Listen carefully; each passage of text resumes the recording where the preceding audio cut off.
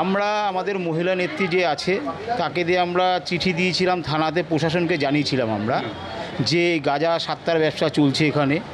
হ্যাঁ, 7 নম্বর ওয়ার্ডে চলছে আমাদের এই, আমরা যেখানে বসে এখন বাইট দিচ্ছি তার থেকে 100 মিটার দূরে এই ব্যবসা চলছে রমরমিয়ে।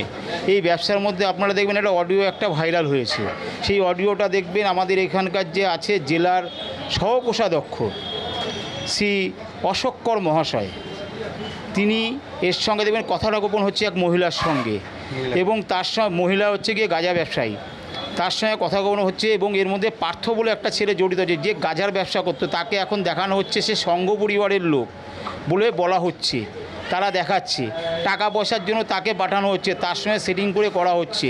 এবং এর মধ্যে জড়িত আছে দেখতে পাচ্ছি আমরা আমাদের মণ্ডলের কিছু লোক আছে জড়িত। আমরা নিউ ব্যারাকপুরে পরিবর্তন এনেছিলাম যে আমরা মানুষকে সুস্থ সমাজ সুস্থ পরিবেশ দেব। পয়সা তুলছে এরা, যা ইচ্ছা নিউ ব্যারাকপুরে নোংরামো করছে। কার ইসেতে যখন আমাদের প্রেসিডেন্ট সাসপেন্ড হওয়ার আগে আমরা গাঁজা মদের ব্যবসা বন্ধ করে দিয়েছিলাম, কার ইসেতে খুললো এখন ব্যবসা? এটা সম্পূর্ণ মিথ্যা এবং এটা আমরা বন্ধ করাই দিয়েছিলাম। আমাদেরই কিছু লোক সেটা আমাদের নামে মানে অপপ্রচার চালাচ্ছে যে এইটা আমরা আর কি টাকা নিয়ে আর করছি, কিন্তু আমরা আদৌ এইসব আমরা বন্ধ করে দিয়েছিলাম। এবং আমাদের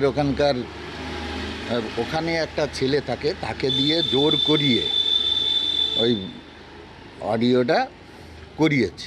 এরকম ধরনের কথা কি ফোনে কারোর সঙ্গে আপনার হয়েছিল?